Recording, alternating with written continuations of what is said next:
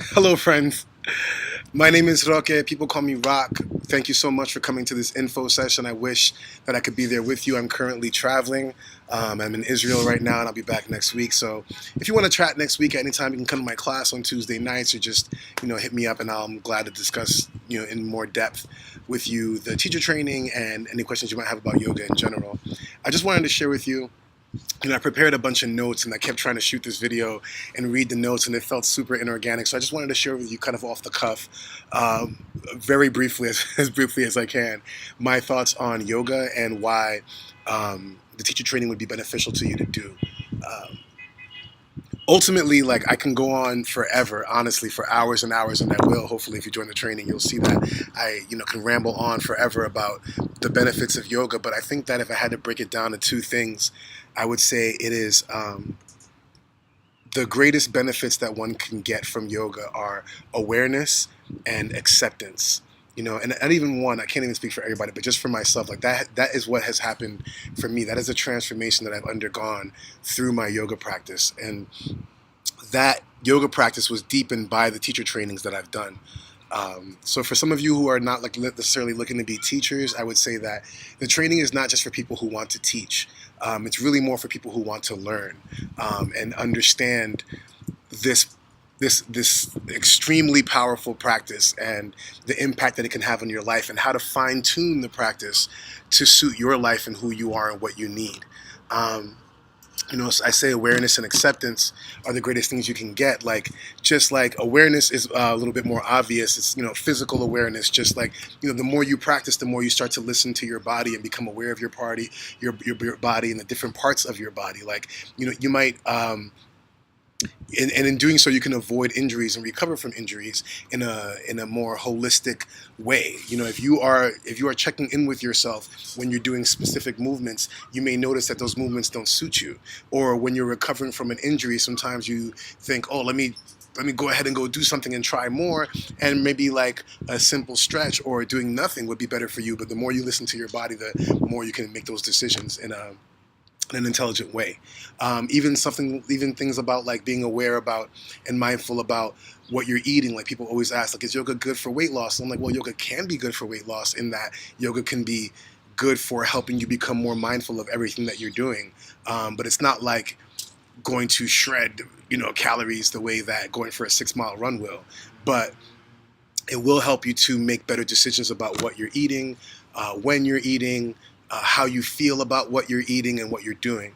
Um, and even awareness, like emotional awareness, like it's something that I, one of the biggest impacts, honestly, that yoga's had in my life has been in my family, and even in my my brothers and sisters and mothers. Like, I've noticed that the way that yoga has affected me has bled into our family life and how it affects them, because my family is extremely powerful and big personalities. That's where I get it from. And we can go from super happy to like yelling loudly very quickly.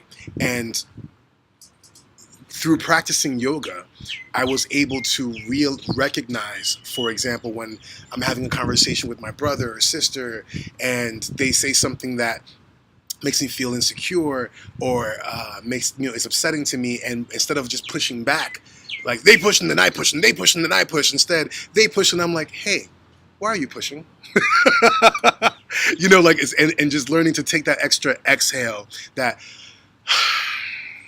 what's really going on here? Are you hungry? Like, is everything okay?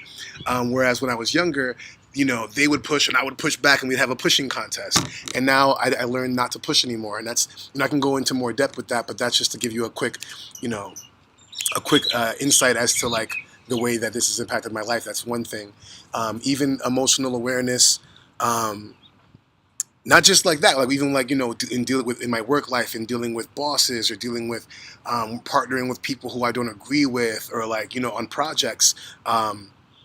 It's my yoga practice, my breathing, my pranayama practice, honestly, the most, more than anything really, has helped me to understand how to how my mind can affect my body and how my body can affect my mind. So, for example, one of the biggest things that I do, one of my favorite pranayama practices, is the practice of, elongating my exhales, making the exhales, doing ratio breathing, like making my exhales twice as long as my inhales, or just longer than my inhales in general.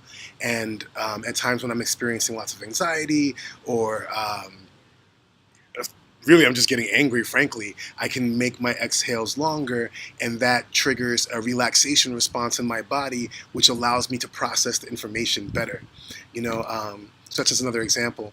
And one of the other ones in terms of awareness has been like mental awareness. So not just learning how to watch my own thoughts. Learning to, sometimes people, I think that you'll say something negative and somebody will be like, don't say that, be positive, and that can be like super annoying.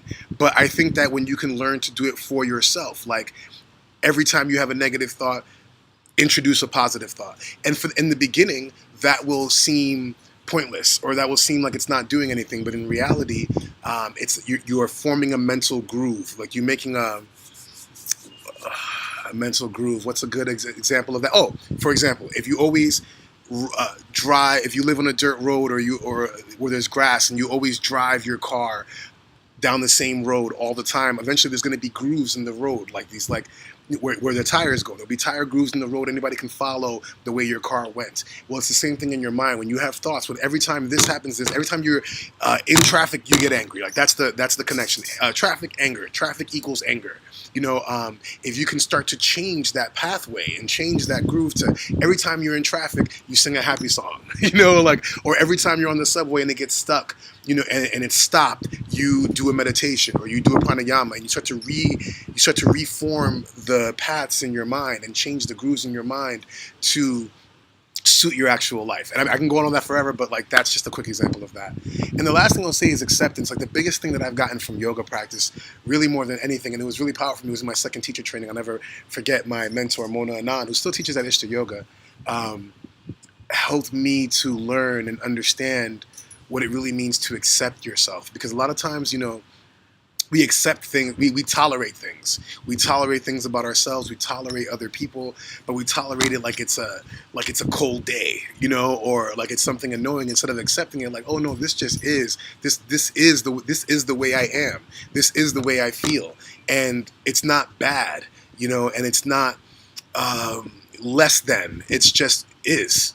And that seems like a very simplistic thing to say, but it's extremely powerful and can be transformative if you can let that into your life, let that understanding into your bones.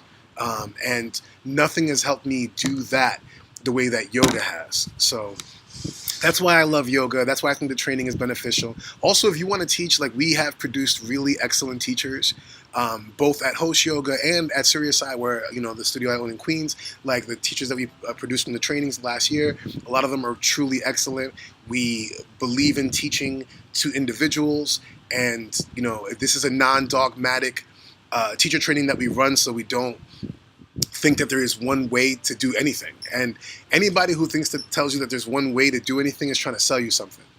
So it's always important to keep that in mind. Like there's a million ways to do everything. And what I would like to do personally with this training is to help you find your way. And even in my regular yoga classes, like I don't believe in right or wrong. There's healthy and unhealthy. Like there's unhealthy movements that you can do, and I try to teach people to not come into those to unhealthy body positions or unhealthy movements. But there's no right or wrong way. There's no picture perfect asana. There's just what your body wants to do today. So I'd love to answer more questions. I could do this forever. I could literally sit here and ramble into this microphone and camera for the next 3 hours easily about yoga and all the reasons why you should do it. But I'm going to let Stephanie do her thing. So thank you so much for taking this time, for coming to the info session. I hope to speak with you in the future, and enjoy the rest of your day.